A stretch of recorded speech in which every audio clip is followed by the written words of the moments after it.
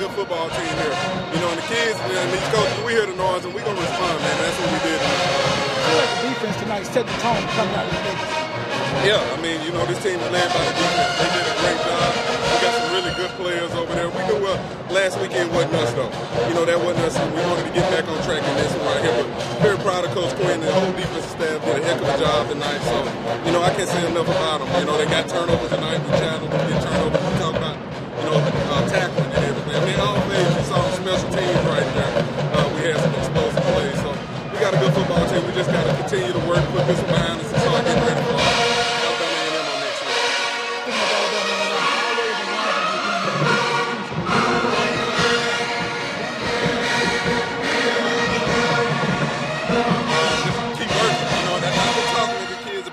good weeks of practice, and they've been having good weeks of practice. Starting last Tuesday, they came out and really responded in practice. But this is going to be another good game right here in the Gulf Coast Classic. Coach Maynard is going to do a great job with those guys. I think we 2 up on them, 3 up or something like that. So they're going to be ready to go. So we got to, you know, take this one, put it behind us, enjoy it, but get ready for a good football game on the inside. I ask this question. It seems as though you guys made a concerted effort to get the ball downfield, to go up top. Yeah. And the question is, was it the looks that they were giving you, or I got some guys that I need, some dudes, I got to get them the ball down? And that's a great question because we're down our 3 starting receivers right now. You know, Rico Powers is down, Fabian McCray, all-conference guy, is down. Kobe Paul is down, you know. But it talks about the depth we have. You know, anytime we get a one-on-one opportunity against some coverage-wise, it gave us a lot of man-to-man tonight. And Jonas Fortillion has turned into a man-child out there. You know, he's turned into a man-child. Taquan Henderson, transferred from Southern Miss, you know, made an explosive play on a touchdown. Jacoby made a great throw to him. It's just the next man up. You know, it's the next man up. Isaiah Spencer is coming. You know, he's really stepped up from last year and doing some good stuff. So it's just the next man up, you know, and that's what I've been preaching to these guys. No matter who's on the field, we expect to be dominant, and that's what they've been going out there and doing. Coach, talk about Morgan's play today. Man, I've been tough on him. I think this week alone, how many yards you think you rolled? Probably over 1,000 yards this week alone. Yeah, I see it in him. You know, I really see it in him. He's responded, though. You know, I've coached a lot of really good quarterbacks in my years of coaching. No different with him, but he's got a ways to go, and I'm continuing to push him. He's still got a lot of learning to do, but very, very, very good quarterback, good leader, and he wants it. You know, he wants it, and that's what I try to tell him, you know, how to control that and all that, because I played it before. You know, I've done it. I've been a leader at the quarterback position and everything, but tonight he came out and did what we asked him to do. You know, all week long we talked about playing a 2-quarterback system. That was just, you know, we knew Jacobian was going to be the guy. You know, we knew he was going to be the guy, and he came out and responded. He made some great throws. What shocked me, I didn't know he could run like that. I didn't know he could run like that. You know, he really did a great job on that run, you know. So I'm excited about him, you know, just, you know, the growth of him and where he's going right now in the football player. But like I told him, we always take these games for what it worth. He did what he was supposed to do, and to understand that he got 10 other guys around him that went out there and, you know, helped win that game, as well as the defense and the special teams. Coach, I think we were all shocked by Deborah. I want to ask you this question. At halftime, the game was 13-0. What was your message to your team coming out of halftime? I just told them, to be honest, I was happy about we didn't have penalties. You know, that's what the first thing I said, great half, and then we come out in the second half, and I think jumped real quick with 6-7 penalties. You know, really, you saw me call the team up. You know, it was kind of censored at that moment, but they responded. But at the half, I told them, like, we're in control of this football game. We just got to continue with what we do. You know, Jacobian had the turnover in that first half. We take that away. We had an opportunity to throw another touchdown to Jonas. Between him and Jonas, they got to figure that out. But we were putting together some good drives. You know, defense was playing well. They shut them out, you know, and so you could see we would have an opportunity to win the football game. It was the same as last weekend. Don't find ways to beat yourself. You know, don't find ways to beat yourself. We know how good our football team is, our coaching staff is. So that's what I told them. Let's just go out here and finish, you know, in a disciplined way. Talk about your special teams unit. We got some good players over there. It goes back to our depth and the way we recruited. You know, we got some really good guys that, you know, play defense, offense. They could start on defense and offense. That's why you see the explosive plays over there. You know, that was a big deal for us last year. was our special teams. We wasn't very good on special teams. Coach Javance Jones, starting with him, you know, you talk about, I don't see how he wakes up with that kind of energy. It's 24 hours a day, 7 days a week, and it's carrying over to the players. But we got some explosive players, man. You see they blocked the punt tonight. I was happy there. And then come back. Travis Terrell has just been waiting to blow up. You know, he's a freshman that has been waiting to blow up. I've been telling people about him. True freshman, you know, out of Atlanta. Anytime you can get him in space, and he's showing his strength levels and his big-time speed. So, you know, it was huge.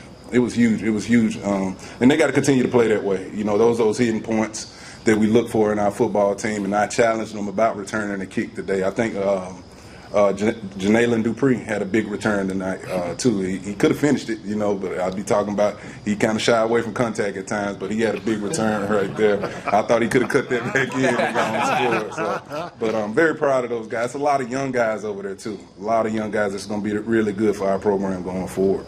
Walk me through what you saw when you got that interception. We was in a cover 3 look. I just tried to maintain my guy, keep him in front of me.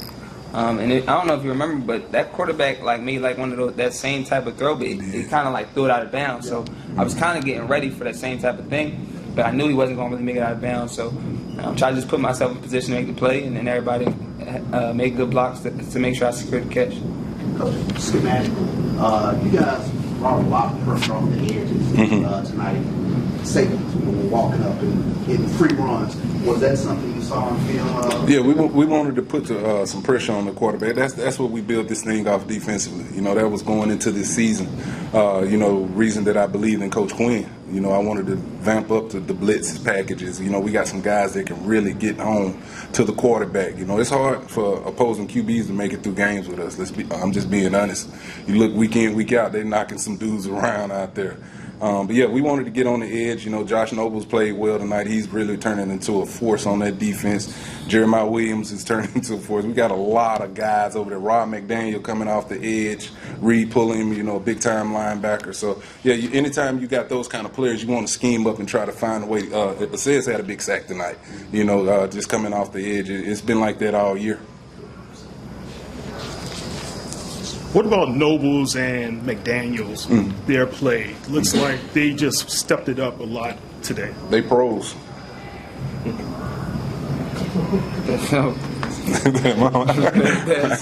Dudes are going to be pros. Josh Nobles is like one of the.